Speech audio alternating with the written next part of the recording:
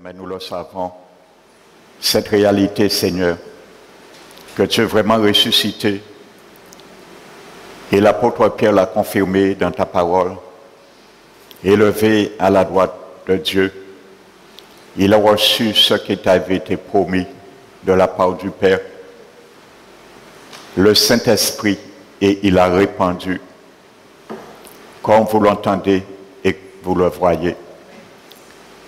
C'est ma prière ce matin, Seigneur, pour tous ceux dans ce lieu qui n'ont pas encore reçu ton Esprit Saint, ce don dont tu parlais, Seigneur, à cette Samaritaine, que si elle voulait cette eau, que deviendra en elle une source d'eau vive qui coulera jusque dans la vie éternelle. Aujourd'hui, Seigneur, que chacun de nous prenions conscience, Seigneur, de l'appel que tu es en train de lancer dans ce lieu ce matin, solennellement à travers ta parole, Seigneur. Seigneur, que tu frayes un chemin dans le cœur de chacun de nous, et particulièrement ceux et celles qui ne sont pas encore régénérés par ta parole, ton Esprit Saint, afin que ta crainte puisse pénétrer leur cœur, Seigneur. Merci, Seigneur, pour nous, Seigneur, qui sont déjà tes fils et tes filles dans ta famille divine, que nous puissions, Seigneur, considérer ta parole comme la nourriture que tu veux encore, que nous croissions, Seigneur, pour notre salut. Merci, Seigneur, pour toute correction que tu vas emmener ce matin à travers ta parole. Quand tu as dit elle est là, elle est utile pour convaincre, pour enseigner, corriger. Et utile, Seigneur, pour instruire dans ta justice, Seigneur. Afin que l'homme de Dieu soit propre à toute bonne œuvre. Nous voulons, Seigneur, continuer à accomplir dans la pratique quotidienne de nos jours, à mettre en pratique, Seigneur, en tant qu'ouvrage entre tes mains, recréé en Jésus-Christ, les bonnes œuvres que tu as préparées d'avance pour nous, Seigneur. Nous voulons les pratiquer, Seigneur, afin de croître, Seigneur, et d'être trouvés agréables le jour que tu viendras chercher ton Église, Seigneur. Merci, Seigneur, pour ton assistance ce matin, que tu répands sur ma vie, Seigneur. Je te remercie, Seigneur, d'être ton instrument, Seigneur, que tu utilises ce matin afin de communiquer ta parole par ma bouche. Que ton esprit repose sur moi pleinement et que je suis vraiment, Seigneur, sous son contrôle encore ce matin. Merci, mon Dieu.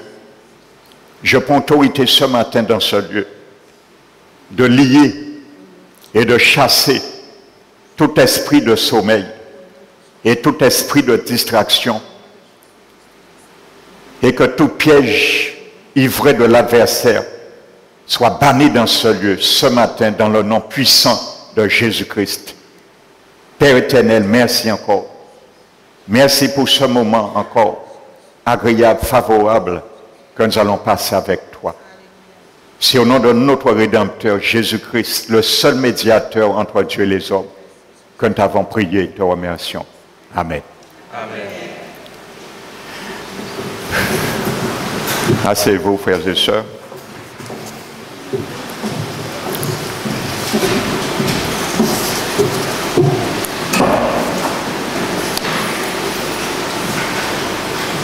Donc je vais continuer sans plus tarder ce matin.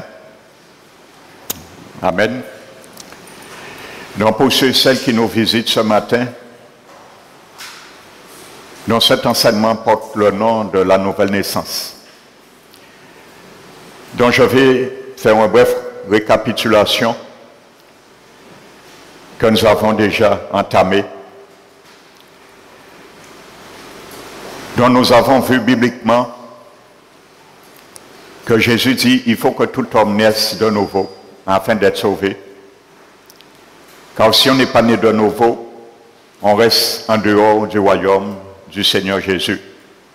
Et lorsqu'il viendra, ceux qui sont en dehors de son royaume connaîtront le jugement éternel un jour. Amen.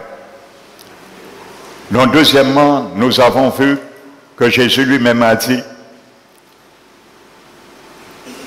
la partie de notre être qui est née de nouveau ou régénérée, c'est notre esprit. Amen. Ce n'est ni notre âme et ni notre corps. Alléluia.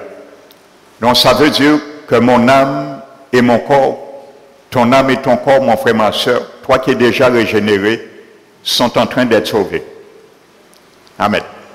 Alléluia. Et comme j'aime souvent le dire, lorsque nous venons au monde, nous recevons dans notre âme une existence sans fin. Lorsque nous sommes régénérés, nés de nouveau, nous recevons dans notre esprit la vie éternelle.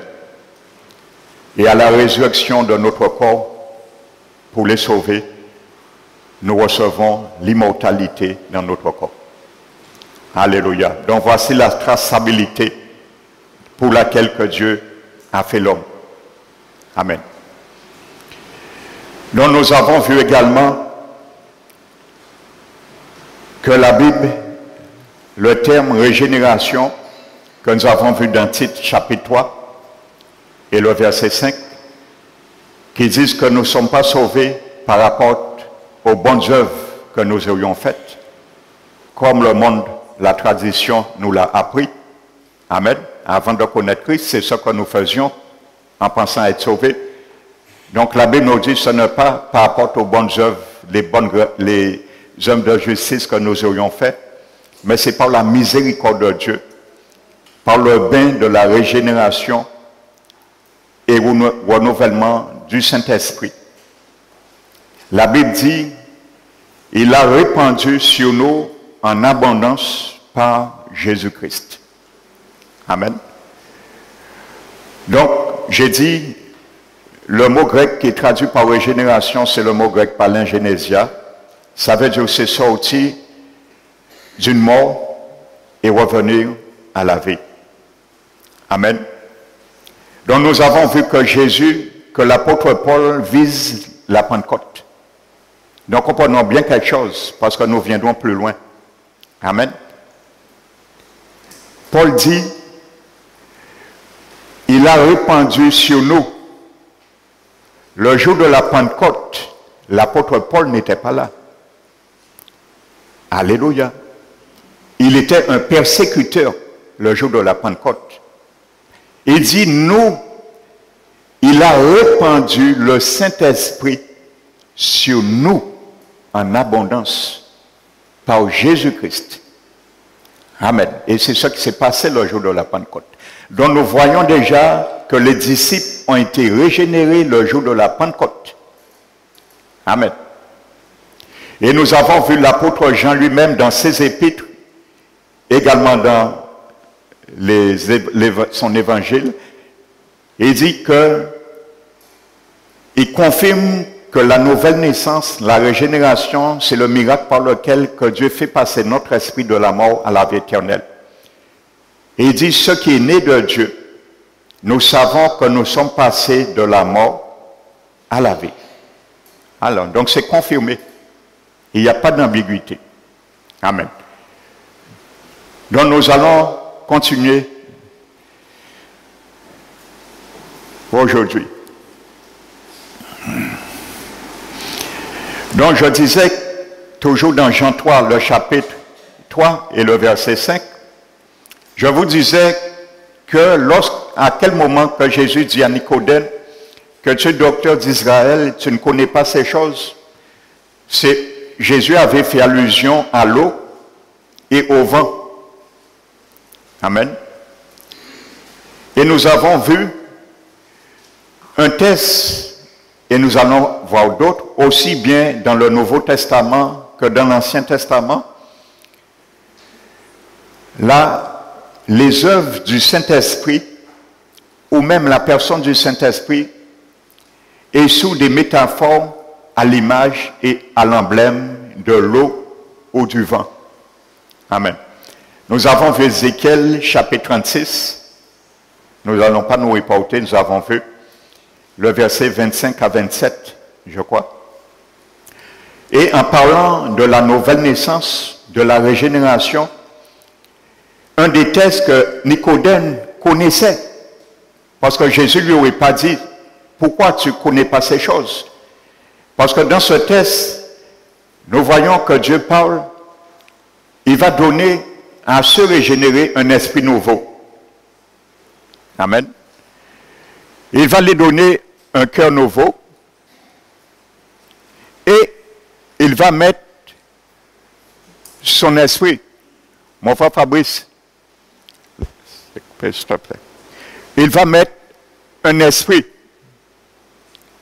mon esprit en eux, et c'est de la sorte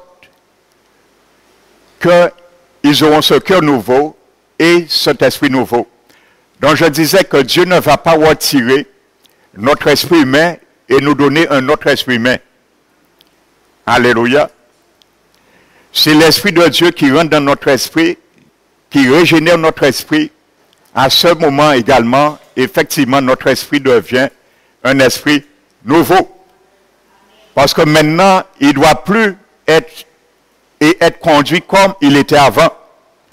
Donc, il connaîtra maintenant de perspectives nouvelles, et particulièrement les fonctions qui étaient atrophiées par le péché vont recevoir, si on peut dire, une respiration artificielle par le souffle divin. Alléluia. Et à ce moment, notre cœur deviendra un cœur nouveau, parce que le Seigneur va nous conduire à travers nos cœurs. Amen. Il faut savoir, lorsque la Bible parle du mot cœur, Dieu ne fait pas, il faut savoir quand Dieu parle du cœur de l'homme, Dieu fait implicitement, la Bible fait implicitement allusion à l'esprit. Donc ça veut dire que quand Dieu parle du cœur de l'homme, il fait implicitement allusion à son esprit. Parce qu'il faut savoir que quand la Bible parle du cœur de l'homme, Dieu ne parle pas de la pompe, notre cœur physique. Mais Dieu parle de la partie psychologique du cœur. La partie psychologique. Amen. Ça veut dire que la Bible nous montre que notre cœur a des pensées. Il a une conscience, des sentiments, ainsi de suite. Et si nous faisons une étude détaillée de la Bible, nous allons voir que le cœur de l'homme, on peut l'appeler le personnage principal de l'homme. Et c'est à travers le cœur de l'homme que Dieu fait la transition entre l'esprit humain et l'âme de l'homme. Alléluia. Donc c'est pour cela on peut appeler le cœur de l'homme, la partie psychologique du cœur, le personnage principal de l'homme. Alléluia. Comme l'âme fait la transition entre l'esprit et le corps, le cœur fait la transition entre l'esprit et l'âme. Alléluia. Donc le cœur, quand la Bible parle du cœur, c'est un peu synonyme de l'esprit humain. Alléluia. Donc nous aurons l'occasion d'y détailler ça dans un autre enseignement. Le cœur de l'homme, le personnage principal. Donc nous l'avons bien vu dans Ézéchiel. Donc maintenant, nous allons prendre encore deux textes dans le Nouveau Testament que Jésus parlait à l'image de l'eau du Saint-Esprit. Nous allons prendre l'évangile de Jean et le chapitre 4 de l'évangile et le verset 7. Alléluia. Nous n'allons pas tout prendre, nous prenons le verset 9. La femme samaritaine dit à Jésus, « Comment toi qui es juif, me demandes-tu à boire à moi, qui suis une femme samaritaine? » Les Juifs, en effet, n'ont pas de relation avec les Samaritains. Jésus lui répondit, si tu connaissais le don de Dieu, amen. Je vous précise que dans le grec, le mot don qui est traduit par don, c'est le mot doréa. Amen.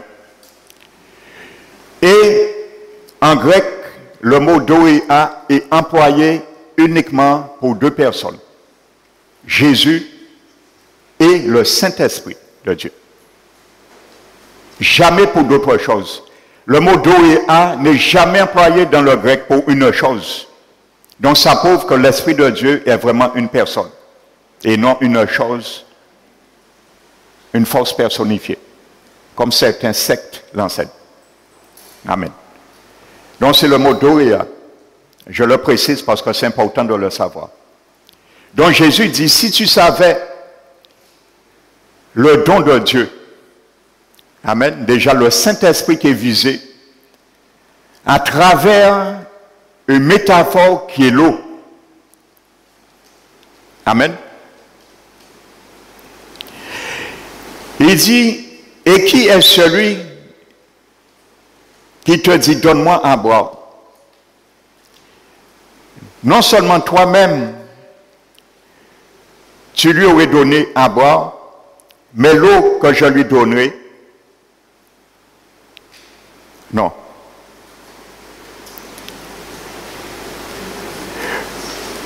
Il dit, et qui est celui qui te dit, donne-moi à boire? Tu lui aurais toi-même donné à boire.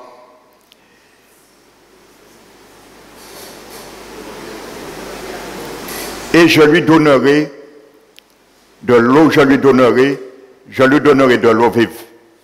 Alléluia. Amen. Donc Jésus fait une comparaison entre l'eau physique et l'eau de vie. Alléluia. Sous l'appellation du don du Saint-Esprit. Amen.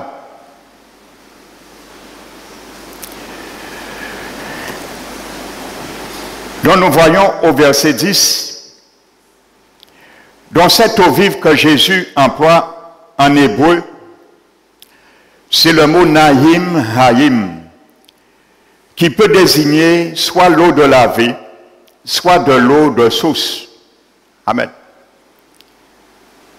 Donc Jésus ne parle pas de l'eau physique, comme cette femme lui a demandé. Amen. Comme Jésus plutôt a demandé à cette femme. Et en retour, Jésus lui demande de chercher plutôt à me demander l'eau vive. Amen. Donc ça veut dire l'eau de la vie ou l'eau de la source. Donc c'est un véhicule, le principe de vie, et elle entraîne la purification dans les divers cas où sa loi l'ordonne. Amen. Donc c'est pour cela la Bible nous dit que nous sommes régénérés par le bain de la régénération. Et je vous ai dit, ce mot bain n'est pas le mot baptisé. Parce que beaucoup l'ont pris pour baptême. Ce n'est pas le baptême d'eau, il s'agit là. C'est un lavement total que ça veut dire, le mot loutron. Amen. Pourquoi le Seigneur fait allusion, il a répandu, parce que c'est l'Esprit qui est représenté comme de l'eau. Amen. On répand de l'eau. Donc pourquoi l'Esprit, le Seigneur parle de répandre de l'eau? Parce que nous l'avons vu, c'est l'Esprit de Dieu et ses œuvres qui accompagnent la nouvelle naissance. Ça veut dire que c'est l'Esprit de Dieu qui convainc un cœur. Et par cette conviction, il confesse ses péchés, il demande grâce à Dieu, Dieu lui pardonne et fait un lavement total. C'est ce qu'on appelle le pardon judiciaire. Amen. Qui est conjugué par la parole, cette personne entendue, mais l'agent efficient de la nouvelle naissance, c'est l'Esprit de Dieu. C'est par lui seul nous pouvons recevoir le pardon de Jésus, et par ce fait, il rentre ensuite en nous. Amen. Donc c'est pour cela la Bible ne cesse d'illustrer ce fait par des images métaphorique sous l'aspect de l'eau ou du vent. Amen. Nous l'avons vu quand Dieu dit dans 1 Corinthiens 6, 11, nous avons été lavés, vous avez été sanctifiés, vous avez été justifiés. Vous voyez bien la gradation. Lavé, sanctifié, mis à part et justifié, déclaré non coupable. Amen. Ça veut dire que tu ne peux pas être déclaré non coupable si tu n'es pas lavé au préalable de tes péchés. Et si tu n'es pas lavé de tes péchés, tu ne peux pas être mis à part pour Dieu, non plus être sanctifié. Amen. Paul dit, vous avez été lavés, vous avez été sanctifiés et vous avez été justifiés au nom du Seigneur Jésus. Et par l'Esprit de Dieu. Les deux sont là. Amen. Parce que Pierre, dans le jour de la Pentecôte, a dit que Jésus a répandu le Saint-Esprit. Amen. Et Tite 3, verset 5 dit que le bain de la régénération et renouvellement du Saint-Esprit qui Dieu a répandu sur nous par Jésus. Les deux sont là. Amen. Donc c'est Jésus qui donne la régénération, mais c'est le Saint-Esprit qui est l'agent efficient. Amen. L'Esprit de Dieu ne peut jamais rentrer, ne va jamais rentrer dans la vie de quelqu'un si il est en contradiction avec Jésus, avec ses œuvres et avec sa parole. Jamais. Alléluia. Il faut que nous croyions ce que Jésus a fait pour nous, ce qu'il a accompli pour nous, l'accepter. À ce moment, le Saint-Esprit est prêt à rentrer dans nos vies. Amen. Donc Jésus présente cette femme le don de Dieu, l'Esprit de Dieu, sous la forme de l'eau vive qui va couler en elle. Amen. Jésus présente cette même réalité maintenant au chapitre 7. Amen. Avant de venir au chapitre 7, oui, prenons le chapitre 7 de Jean.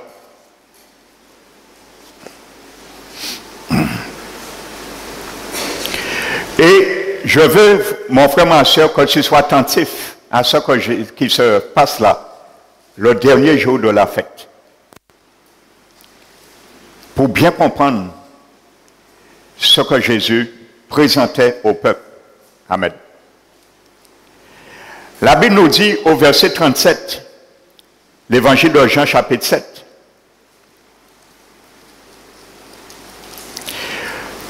Le dernier jour, le grand jour de la fête. De quelle fête qu'il s'agit? Amen. Vous savez, Dieu avait donné à Israël, je dis bien Israël, et pas de le monde entier, pas toutes les nations, à Israël, 7 fêtes annuelles. Et un 8e qu'on peut dire qui s'appelait le dernier grand jour. Amen. Cette fête que Jésus, c'était pendant la fête, de cette fête même que Jésus se tient debout à Jérusalem. Et Jésus va enseigner quelque chose, frères et sœurs, qui est spirituel et salutaire pour ses auditeurs et pour nous aujourd'hui. Donc, c'était ce jour que Jésus se tient debout, c'était pendant la fête des tabernacles. La fête des tabernacles qu'on retrouve dans Lévitique, le chapitre 23, je crois. Dieu avait donné à Israël cette fête. Dieu choisissait un lieu et Israël allait camper pendant 7 jours. Amen. Donc c'est une fête qui a une signification, un sens. C'est une des étapes. Les 7 fêtes annuelles qu'on appelle sabbat annuel, que Dieu a donné à Israël, représentait chaque phase de le plan de la rédemption. Amen. La première était la Pâque, qui représente la mort de Jésus. La fête des pains sans levain, qui était 7 jours suivants, c'était pour démontrer que lorsque nous sommes nés de nouveau, nous avons reçu le pardon de Jésus, nous ne devons pas vivre dans le péché encore. Alléluia. Donc, il devait manger du pain non levé qui représente le levain, le symbole du péché, pendant 7 jours. Et ce n'est pas pour rien que Dieu a choisi 7 jours. La perfection de la sanctification de Dieu. Donc, je ne vais pas m'étendre sur toute l'essence, la signification de chaque fête annuelle. Amen.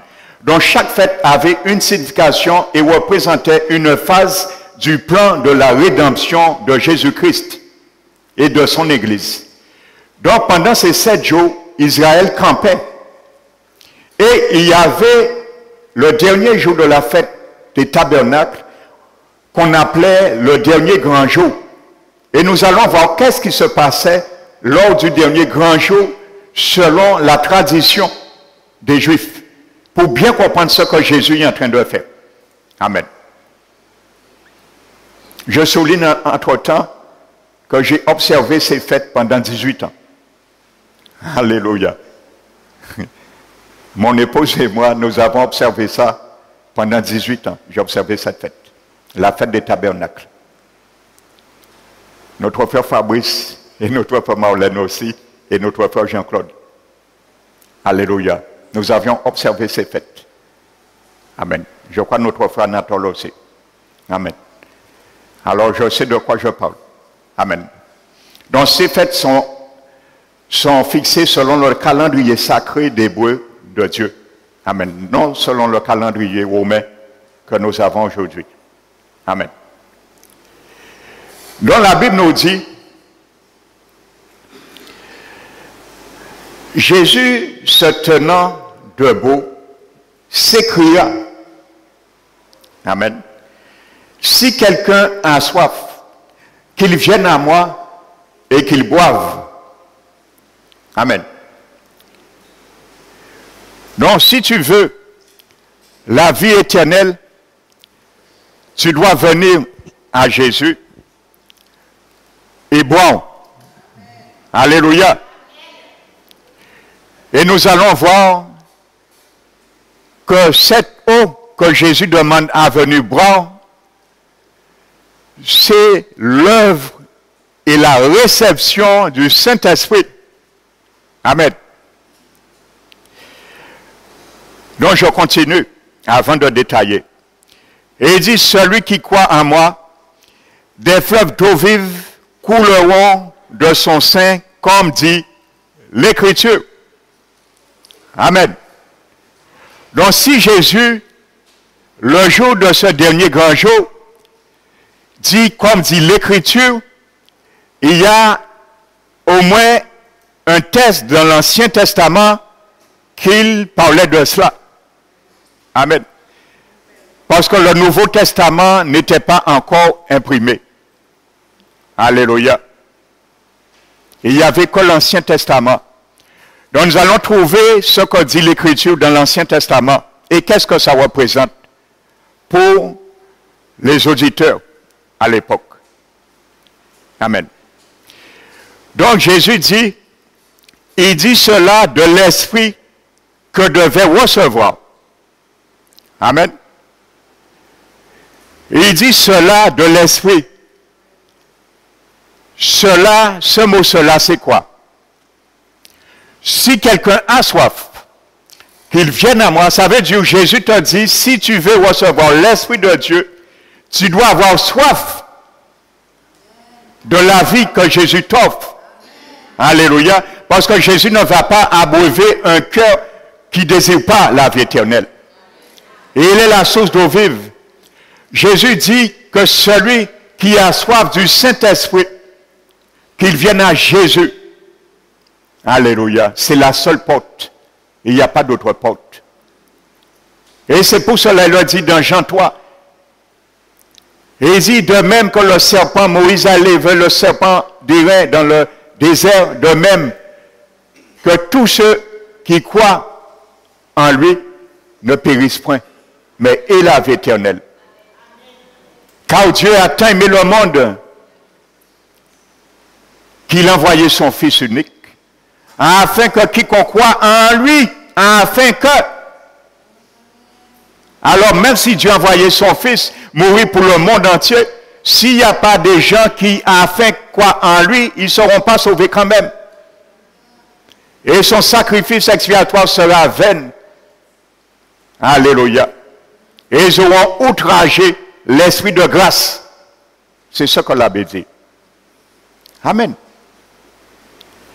Mais et la vie éternelle. Donc tous ceux qui ont soif de la vie éternelle, du Saint-Esprit, il faut venir vers Jésus. Afin que les eaux coulent, les fleuves d'eau vive, qui sortent du sein de Jésus. Du sein de Jésus. Il ne s'agit pas du sein des chrétiens là. C'est du sein de Jésus que cette eau vive coule. Et nous allons le voir tout à l'heure. Jésus dit quelque chose qui se passait dans la tradition des Juifs. Amen. Donc la Bible nous confirme, Jésus parle de l'eau, et il le confirme qu'il ne parle pas de ni baptême d'eau. Comme je vous disais, la première partie de cet enseignement, que dès qu'on voit l'eau, on pense que c'est le baptême d'eau. Non. Amen. Donc Jésus dit bien que quand il dit cela, c'est celui qui aura soif, qui croit en Jésus et qui vienne à Jésus. L'Esprit de Dieu que recevront ceux qui croiraient en lui. Vous voyez, l'eau représente les œuvres et la personne du Saint-Esprit. Amen. Ce n'est pas moi qui le dis, c'est Jésus lui-même qui le dit. Et il dit cela de l'Esprit de Dieu que devaient recevoir ceux qui croiraient en lui. Car le Saint-Esprit n'était pas encore venu, car Jésus n'était pas encore glorifié. Alléluia.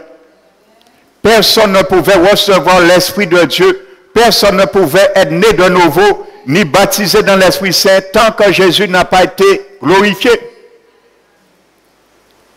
Le jour que Jésus, dans la chambre haute, le soir de sa résurrection, il a soufflé sur les disciples, il a dit, recevez l'Esprit Saint, ils n'ont pas été nés de nouveau ce jour-là, ça, parce que Jésus n'était pas encore glorifié. Amen. Et il y a beaucoup qui ont dit que Jésus était glorifié. Non, je vais vous le démontrer bibliquement que Jésus n'était pas glorifié et ils n'ont pas reçu l'Esprit Saint. Ils l'ont reçu le jour de la Pentecôte. Amen. Paul l'a confirmé déjà dans Tite 3:5.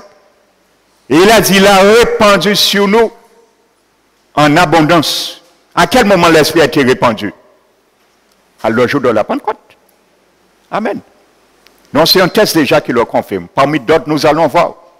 Alléluia. Et il fallait que Jésus soit glorifié. Amen. C'est le jour de la Pentecôte, Jésus a été glorifié. Pierre l'a dit, élevé. Et Jésus l'a dit aussi dans Jean 3. Il faut que le Fils soit élevé, afin que quiconque croit en lui, il fallait qu'il soit élevé. Amen. Et il a dit, lorsque je serai élevé, j'attirerai à moi tous les hommes.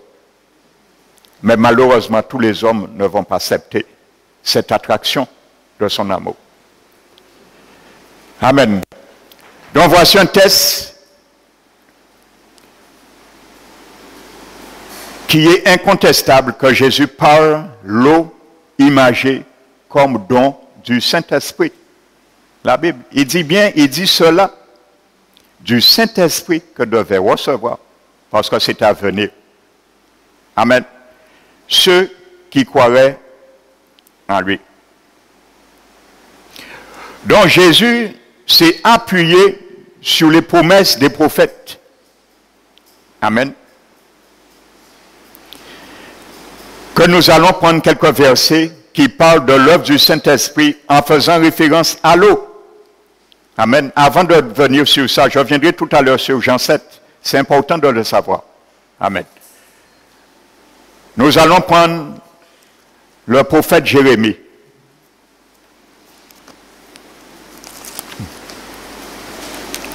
Jérémie chapitre 2.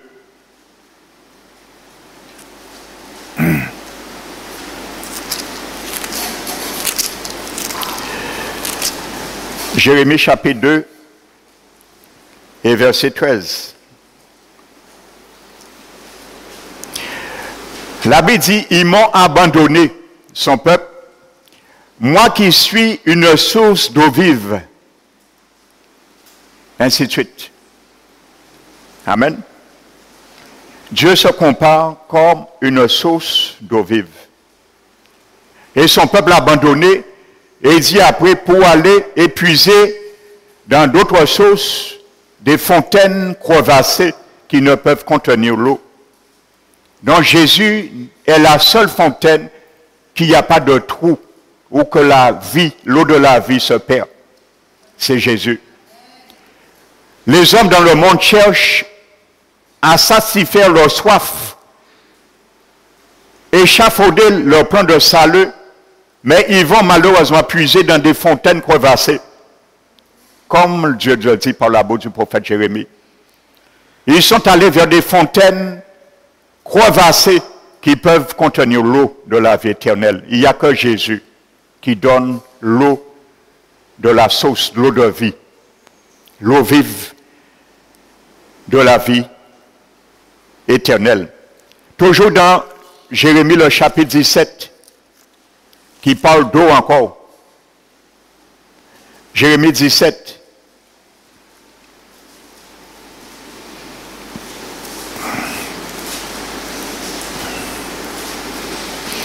À la fin du verset 13, car ils abandonnèrent la source d'eau vive, l'Éternel. Voyez encore, Dieu se montre comme une source d'eau vive. Amen. Donc quand Dieu dit il va répandre des eaux, il parle bien du pardon qui est manifesté par l'Esprit de Dieu qui nous a convaincus de jugement, de péché et de justice. Et par le fait, Dieu l'envoie, il nous pardonne et le Saint-Esprit est garant de notre salut. Amen. Maintenant, Jérémie chapitre 2.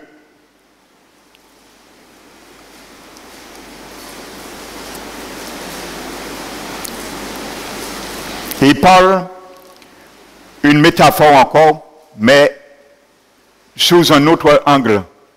Comme je disais, ceux qui essaient de se laver à travers d'autres sources crevassées. Jérémie 2, verset 22. Et il dit, tu peux te laver avec du nitre. Voici ce que le diable présente au monde. Lorsqu'ils vont fouiller dans des fontaines crevassées, ils trouvent du nitre et de la potasse. Et il dit, tu peux te laver avec du nitre. Et tu peux te couvrir de la potasse. Ça, tes iniquités demeurent devant moi. Amen. Là, ça ne peut pas laver. La seule source eau qui lave les péchés et qui confère le pardon judiciaire de Dieu, c'est Jésus-Christ, l'Éternel. Il est représenté comme une source, la source de la vie, la source d'eau vive. Amen.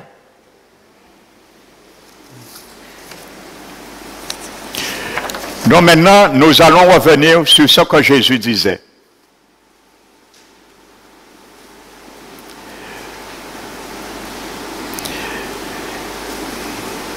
Ésaïe chapitre 12. Ésaïe chapitre 12, et je reviens sur le Seigneur Jésus dans Jean 7.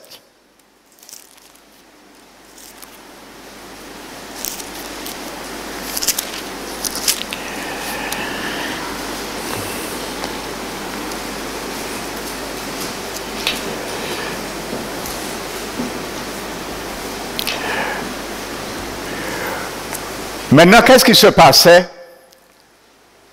Pourquoi Jésus se tient debout le dernier jour? de la fête des tabernacles. Et pourquoi il dit que celui qui croit en lui, des sources d'eau vive couleront de son sein. Amen. Et il dit cela de l'esprit que devaient recevoir ceux qui croiraient en lui.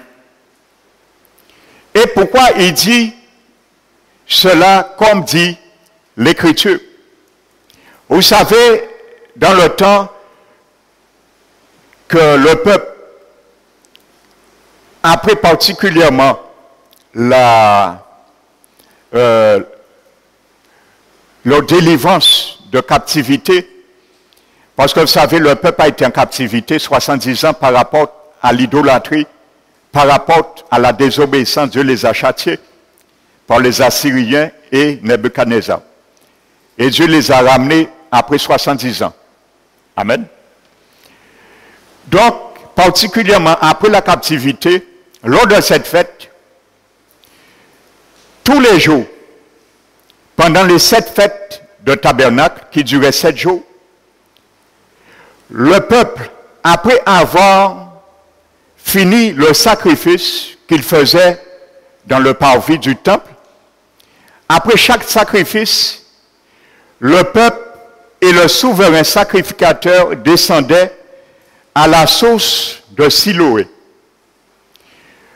Le sacrificateur prenait une couche en or pur et il remplissait cette couche d'eau à la source de Siloé. Et il remontait avec chant d'allégresse, des cris, des acclamements et des cris de joie. Il récitait certains psaumes et à chaque fois, voici cette parole que Jésus a fait probablement mention quand il dit comme dit l'Écriture. Il récitait également le verset 3 d'Ésaïe 12 lors de cette fête, de cette réjouissance. Et il chantait ce verset: vous puiserez de l'eau avec joie aux sources du salut. Voici cette parole durant ces 7 jours que le peuple proclamait. C'est pour cela que Jésus dit, comme dit l'Écriture, pour bien faire le peuple sonner ce qu'il est en train d'imager. Amen. Donc lorsque il remontait, le souverain sacrificateur se mettait debout. Jésus s'est mis debout. La Bible nous dit que Jésus, dans le livre des Hébreux, il est devenu le souverain sacrificateur. Alléluia. Amen. La Bible dit, il est rentré dans le lieu très saint. Et il est rentré dans le tabernacle qui n'a pas été fait de main d'homme, mais il est rentré une fois pour toutes dans le sanctuaire, le lieu très saint, ayant obtenu une rédemption éternelle. Il est rentré ni avec le sang des boucs et des veaux, mais avec son propre sang, ayant obtenu une rédemption éternelle. Amen. Donc c'est pour cela, Jésus fait allusion à ça. Il se met debout, par le souverain sacrificateur se mettait debout sur l'autel des holocaustes. Alléluia. L'autel des holocaustes. La croix de Jésus a été l'autel des holocaustes pour lui. Il a été son autel d'holocauste, de sacrifice.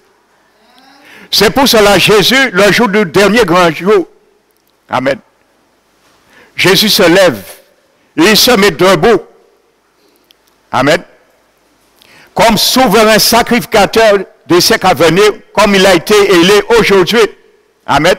C'est son office pour l'Église aujourd'hui. Dieu l'a élevé selon l'ordre de Melchisédek, et Dieu l'a juré, il ne se repentira jamais. La Bible dit, Jésus c'est le souverain sacrificateur selon l'ordre de Melchisédek. Amen. La Bible nous dit, il se tenait debout sur l'autel parce que la croix a été l'autel de Jésus. C'est par la croix, son autel, où qu'il a laissé sa vie. Il est devenu souverain sacrificateur. Amen. Et la Bible, à ce moment, le souverain sacrificateur répandait l'eau qu'ils ont pris à la source de Siloé sur l'autel. Amen. Et il chantait, vous puiserez de l'eau de joie aux sources du salut. Amen. Ça se faisait les 7 jours durant la fête des tabernacles. Mais le 8e jour, le dernier grand jour, où Jésus s'est mis debout. Amen. Jésus s'est mis debout comme le souverain sacrificateur. Le dernier grand jour, le souverain, le peuple ne descendait pas prendre de l'eau à la source de Siloé durant cette fête. Il restait là, dans les parvis, mais il priait le dernier jour. Le jour qu'on appelle le dernier grand jour. Il priait, mais il priait pour l'appui.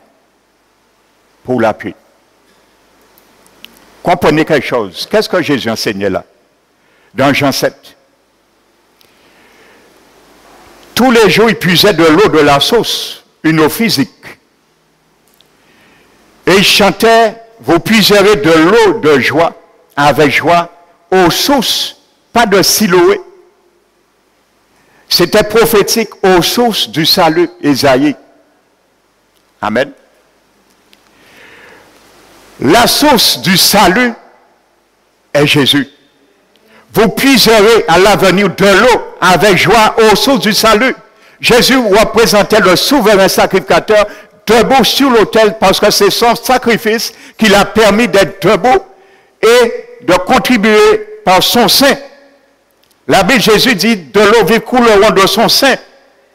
Alléluia. C'est du côté percé de Jésus que cette eau vive de la vie éternelle, l'Esprit de Dieu, est communiquée à tous ceux qui croient en lui. Alléluia. Et le dernier jour, le dernier grand jour, ce n'était pas l'eau physique qui coulait. Alors Jésus démontre par là, il y a l'absence de l'eau physique, que c'est Jésus vraiment qui donnera l'eau de la vie éternelle. Ce n'est pas une eau physique. Le dernier jour, ils n'allaient pas puiser de l'eau. Ils priaient pour l'appui. Et Joël a dit que nous allons voir, en parlant du Saint-Esprit, l'œuvre du Saint-Esprit, l'appui de la première et de l'arrière-saison. Ils priaient pour l'appui. Alléluia. Nous avons reçu l'appui de la première saison, depuis la Pentecôte, mais dans les derniers temps, le Seigneur va envoyer l'appui du Saint-Esprit de la dernière saison, il a dit. Alléluia. Donc voici l'image que Jésus était en train de faire le jour qu'il s'est mis debout. Et il a dit ceux qui ont soif. Alléluia. Dans ce jour-là, Jésus montre que ce n'est pas l'eau qui sort, une eau physique, mais c'est une eau qui sort de son sein. Parce que c'est de côté percé de Jésus que la source d'eau vive a été coulée par son sang versé. Et c'est là qu'il donne aussi bien le pardon et que l'Esprit de Dieu aussi. Alléluia. Il est la source du salut, Jésus-Christ. Pierre a dit, il y a de salut en aucun d'autre nom. Parce que c'est le seul nom que Dieu a donné sous le ciel pour quiconque puisse être sauvé. Il n'y a pas d'autre nom. Marie, pas le nom qu'a sauvé quiconque, la Vierge Marie. Et il y a un seul nom qui est la source du salut, c'est Jésus. Alléluia. La Vierge Marie, pas la source du salut. D'ailleurs, il baignait sous cela, Jésus. Pour qu'elle soit sauvée, elle a accepté le salut de Jésus, sans quoi elle ne serait pas sauvée. Alléluia. Donc voici ce qui se passait. Alléluia. Donc sachant que durant la tradition, quand Jésus lui-même était juif, il ne descendait pas puiser de l'eau physique à la source de Siloé, mais il priait pour l'appui. Aujourd'hui, cette parole a été accomplie en Jésus. Alléluia. Ésaïe 2 s'accomplit aujourd'hui de nos jours. Donc maintenant Jésus dit, tous ceux qui croient en moi, qui ont soif, qui viennent à moi, car je suis la source du salut aujourd'hui.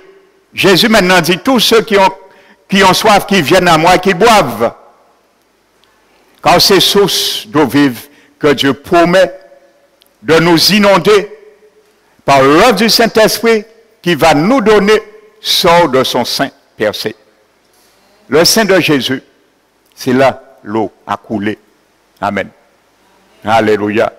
Et il a bien démontré, il était sous l'autel. C'est là le souverain sacrificateur se tenait debout et répandait l'eau. Après le sacrifice à l'autel des holocaustes, c'est là qu'on sacrifiait l'animal. La croix du calvaire de Golgotha a été l'autel d'holocauste de Jésus. C'est là qu'il est monté, ça a été son autel de sacrifice. Donc il s'est qualifié en tant que souverain sacrificateur pour communiquer maintenant et répandre l'eau vive de salut. Amen. Voici l'image que Jésus décrivait à la foule ce jour-là. Et c'est l'image aujourd'hui pour nous au XXIe siècle, ça n'a pas changé. Si tu veux l'Esprit de Dieu, si tu veux le pardon, si tu veux la vie éternelle, viens puiser avec joie les eaux aux sources du salut. Il y a une seule source du salut, c'est Jésus. Le diable a présenté beaucoup de sources dans ce monde, mais malheureusement, ce sont des sources de la perdition. Amen. La tradition est une source pour amener du monde à bras, mais qui vient du diable. Ça, c'est la source d'eau de la perdition.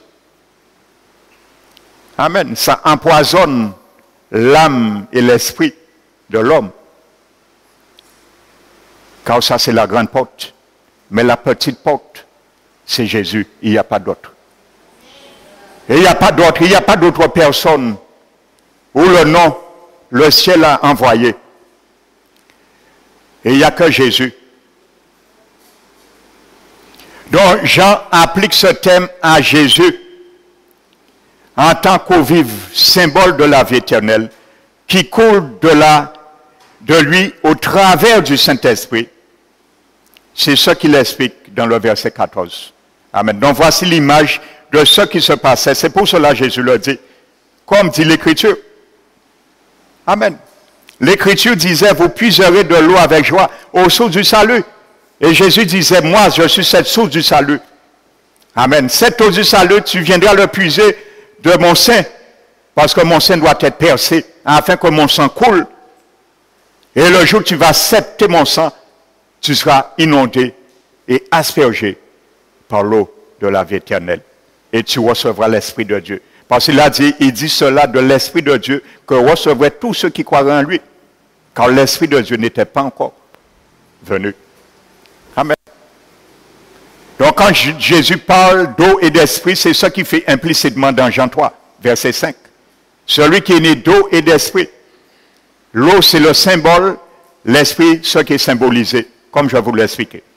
Amen. Ça veut dire l'esprit et l'agent efficient, c'est lui qui va communiquer la grâce, nous convaincre de croire en Jésus et communiquer le pardon, le lavement, c'est lui qui va faire tout cela. C'est pour cela, l'esprit est représenté bien souvent, illustré comme une eau qui est répandue sur nous. Amen. Toutes les œuvres comprises du Saint-Esprit de Dieu. Jésus le dit encore dans Jean 6, notez verset 35. Celui qui croit en moi n'aura jamais soif. Amen.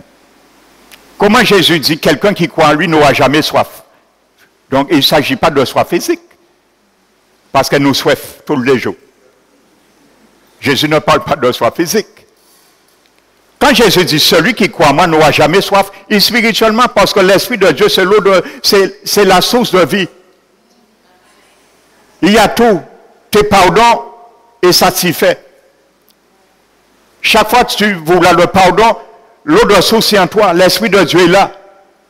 Il intercède dans ta faveur. La Bible dit parfois nous ne savons pas quoi demander. Mais l'Esprit de Dieu nous intercède dans notre faveur par des soupirs inexprimables. Et la Bible dit Dieu qui connaît les pensées de l'Esprit. Quand l'Esprit de Dieu intercède pour nous, c'est selon Dieu qui intercède pour nous. Alors l'Esprit de Dieu ne peut jamais se tromper. Lorsque l'Esprit de Dieu intercède pour nous, il ne peut jamais ne pas être exaucé. Parce que c'est selon Dieu qu'il prie. Imaginez Dieu qui prie Dieu.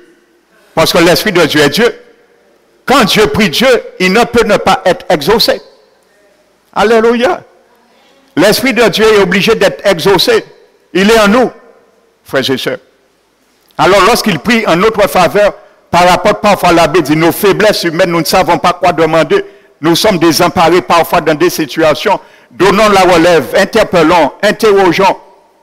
Appelons l'Esprit Saint à notre secours. Il est là, c'est un conseiller, un consolateur, le paraclet. Et il va nous conseiller. Il va nous émettre une inspiration qui vient de lui. Alléluia. Il va nous dire, prie comme ça. Tu priais comme ça, c'est pas bon, la bonne manière pour cette situation. Prie comme ça. Change de tendance à la prière et tu verras la gloire de Dieu. Si nous ne pouvons pas, il prend le relève. Alléluia. Amen. Et si nous ne pouvons toujours pas, il va prier avec notre esprit maintenant. Alléluia. Et il va permettre que notre intelligence soit inopérante. C'est lui-même va prier dans notre esprit. Amen. Comme Paul le dit bien souvent. Alléluia.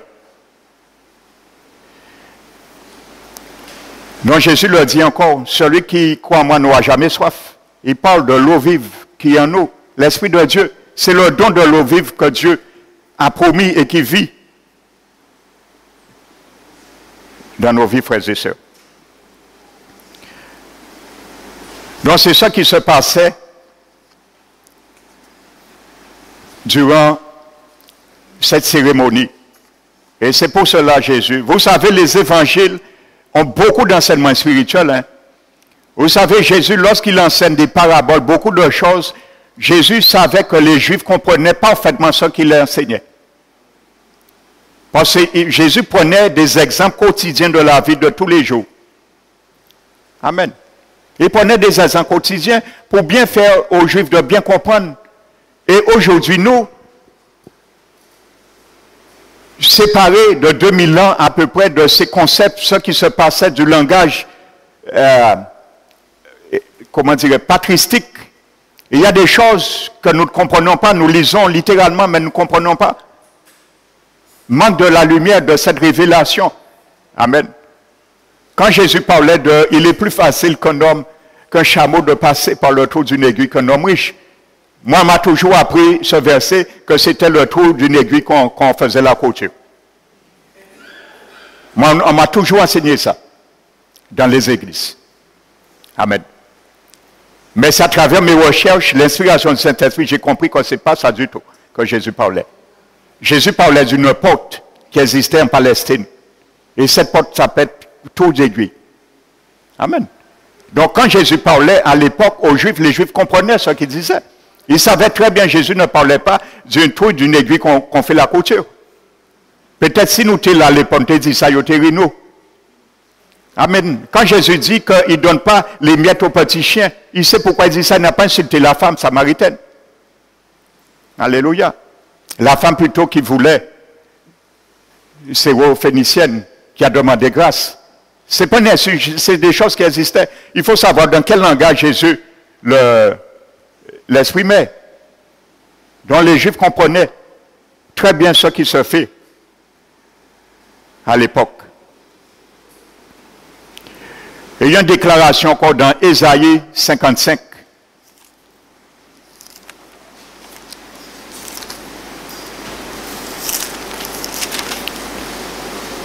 Ésaïe le chapitre 55. Au verset 1. Vous tous qui avez soif, venez aux eaux. Vous voyez? Ce n'est pas de l'eau physique que la Bible parle là. Il parle de l'eau du Saint-Esprit, le pardon, la vie éternelle. Amen. Alléluia. Venez, celui qui a soif. Amen.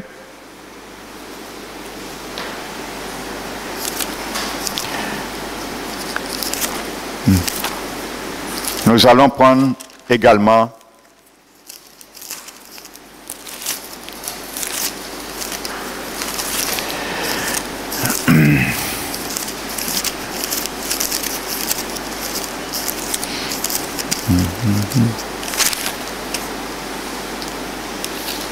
Zacharie,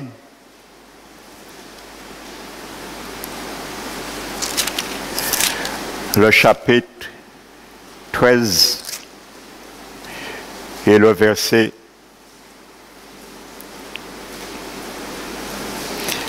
1. Zacharie 13, verset 1. En ce jour-là, une source sera ouverte pour la maison de David et les habitants de Jérusalem, pour le péché et pour l'impureté. Vous voyez? L'eau physique ne purifie pas de péché, ni des souillures de la chair, la Bible dit. Pierre l'a dit dans 1 Pierre 3. Alléluia. Le baptême d'eau ne purifie pas des souillures de la chair, du corps. Mais sauf, seul le baptême du Saint-Esprit purifie de péché. Amen.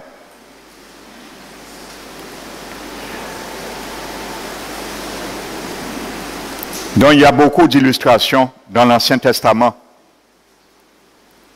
Amen. Nous avions vu la dernière fois un texte dans l'Ancien Testament. L'abbé dit, je répandrai sur vous une eau pure. Une eau pure. C'est dans Ézéchiel 36. Ézéchiel 36. Une eau pure. Il ne parle pas de l'eau de Siloé, hein, et ni d'eau physique. L'eau que Jésus a promis à donner. Le pardon. Alléluia. Et c'est ça que Jésus illustrait aussi dans le lavement des pieds. Il communiquait le pardon judiciaire à ses disciples. Le lavement. L'eau, c'était le sang de Jésus qui était dans les mains de Jésus. La bassine d'eau que Jésus a pris pour le lavement des pieds, c'était le sang de Jésus qui était dans la bassine. Alléluia. Il a illustré par l'eau, mais c'était le sang de Jésus. Il lavait les péchés par son sang. Alléluia. Et il a essuyé avec le linge qui s'était saint. Ça veut dire qu'il oublie après. La serviette. Il efface toute trace des péchés. Et c'est ça que Jésus veut qu'on fassions. Quand on pardonne, on oublie. On efface toute trace. Alléluia. Jésus a fait une belle parade. Hein? Il est venu, il a retiré son haut. Il l'a jeté. Et il était torse nu. En caleçon, c'était la tenue des esclaves à l'époque. Les plus dévalorisés, ils étaient là pour laver les pieds des autres. Les pieds sales. Jésus a pris cette apparence d'esclave. Il a retiré son haut. Il est resté en caleçon, torse nu. Et il a fait sa parade. Et quand il a terminé, il a repris le haut, il l'a mis sur lui. Il dit, on fait une parade en moins. Et il a dit, je comprends ça, en fait, je comprends. Et il a dit, si vous avez compris ce que je vous ai fait, vous êtes heureux. Pourvu que vous les pratiquez. Alléluia. Tu n'es pas heureux parce que tu as vu ce que Jésus te demande, mais quand tu le pratiques. Il a remis sa tenue. Alléluia. C'est ça que Jésus a fait, cette parade. Ce n'est pas pour rien. Jésus a retiré son haut et il a remis. Il a fait une démonstration. Qu'est-ce qui était un esclave? Il s'est mis esclave. Lui, le maître qui devait être assis là, dit, et être servi à table. Alléluia.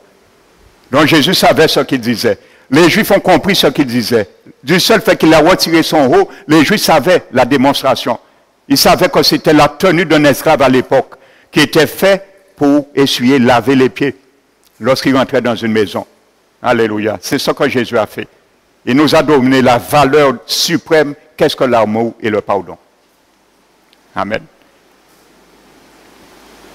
Dans le lot encore, il a utilisé l'eau comme emblème du pardon. Amen. C'est ce qu'il offrait à ses disciples ce jour-là. Mais il y a un, il a refusé le pardon judiciaire. Judas. Amen. C'est pour ça l'abbé dit, si tu refuses le pardon judiciaire de Dieu, tu es condamné. Et il a été condamné, Judas. Il a été condamné. Il a refusé. Jésus l'a promis le pardon, il a refusé. il a été surpris. Amen. Donc toute personne que Jésus tend le pardon aujourd'hui, il est la source du salut, ils seront condamnés. Et il a dit, prêchez l'évangile à toutes les nations pour servir de témoignage. Celui qui croira et sera baptisé sera sauvé. Celui qui ne croira pas, il sera condamné. Amen. Aujourd'hui, on prêche l'évangile, les gens disent oui, mais Dieu qu'à comprendre. En religion, moi. Dieu qu'à comprendre que c'est qu'on s'en lever. Oui, Dieu comprend. Tu es levé comme ça.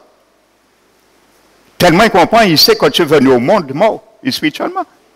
Et tu as raté la cible, comme on a vu dimanche dernier. Nous tous, nous avons raté la cible de la vie éternelle. Il faut revenir pour bien tirer la flèche.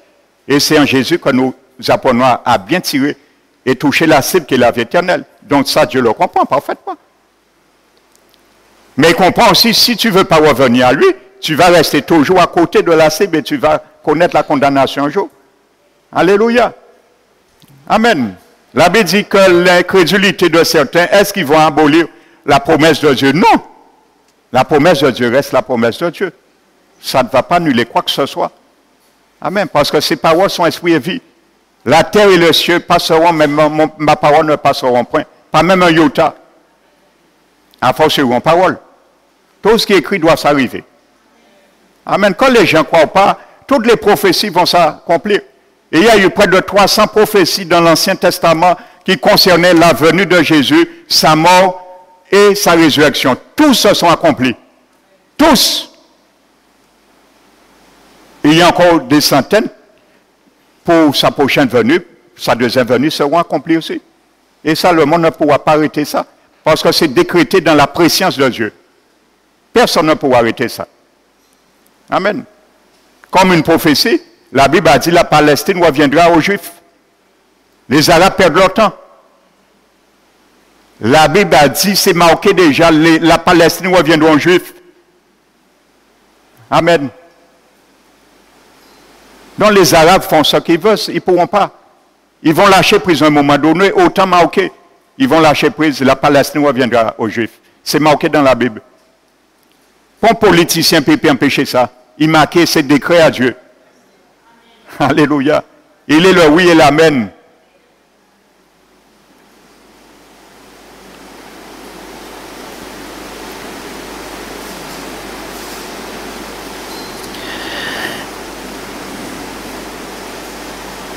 Amen.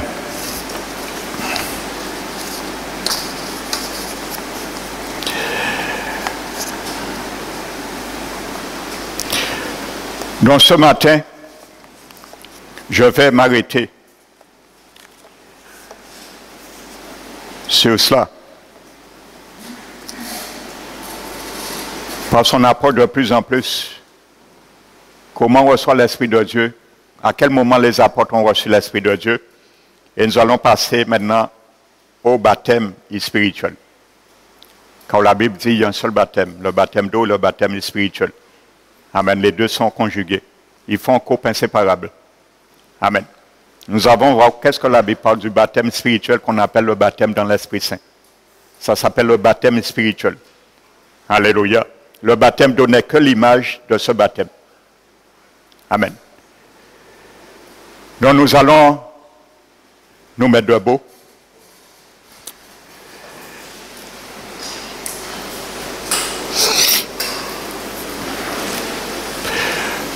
Je vais faire un appel ce matin.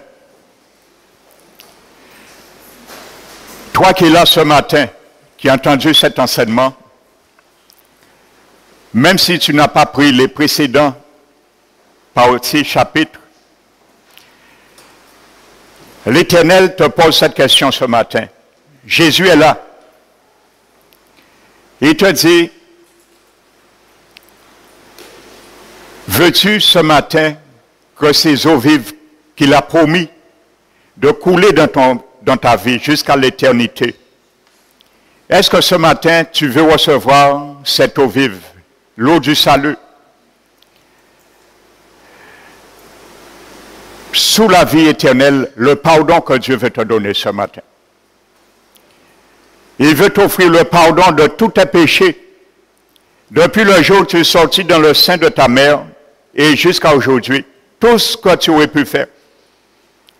Même si tu penses peut-être te condamner toi-même, que Dieu ne va jamais te pardonner pour quelque chose peut-être que tu as fait, je ne sais pas, lui sait. L'Éternel te dit ce matin, est-ce que tu veux goûter cette eau vive? Est-ce que tu veux expérimenter la plénitude de cette eau à la personne du Saint-Esprit qu'il va te donner par rapport à sa mort et à sa résurrection ce matin? Il te demande, est-ce que tu veux dire, Seigneur, ce matin, j'accepte cette prophétie qui était déjà écrite des milliers d'années me concernant, qu'aujourd'hui je puiserai avec joie les eaux, le pardon, la grâce de Dieu aux sources du salut qui est Jésus. Aujourd'hui, il a été percé pour toi, pour tes péchés, blessé pour tes iniquités. Et il a été flagellé pour tes maladies, pour tes infirmités. Est-ce que ce matin, tu veux que le châtiment qui te donne la paix ce matin, qui est tombé sur lui? Est-ce que ce matin, tu veux faire ce partage avec Jésus? Lui remettre ta vie et il te donne sa vie. Il veut faire un partage ce matin. Est-ce que tu veux faire ce partage ce matin avec Jésus? Lui remettre ta vie telle que tu es et il te donne en retour sa vie, la vie éternelle. Et il retire toute condamnation sur toi ce matin. Crois ces paroles sont vraies et véridiques. Tu l'as vu dans la Bible. Amen. Ce n'est pas moi qui le dis, c'est Jésus lui-même qui t'a promis cette grâce. Alors ceux et celles ce matin qui sont d'accord, qui n'ont pas encore fait cette expérience, où que tu es, lève ta main et je vais prier pour toi. Attendez, asseyons-nous. Parce que je ne pouvais pas repérer les mains. Asseyons-nous. Maintenant, ceux qui veulent recevoir le pardon judiciaire de Dieu, quand je parle pardon judiciaire, le pardon pour tout péché qui nous condamnait. Amen. Ça veut dire ta vie, ton casier judiciaire, Jésus va l'effacer pour toujours. Et il va oublier tout ce qui était marqué auparavant. Amen. Ton cœur sera blanchi, ton cœur sera purifié. Amen. Et ta vie ne sera plus jamais la même.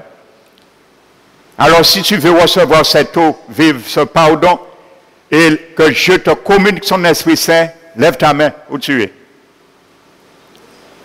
Amen. Donc maintenant, mets-toi debout. Toi qui as levé ta main, et avance-toi, je vais prier pour toi. Amen. Donc maintenant, avancez-vous pour demander maintenant, oralement,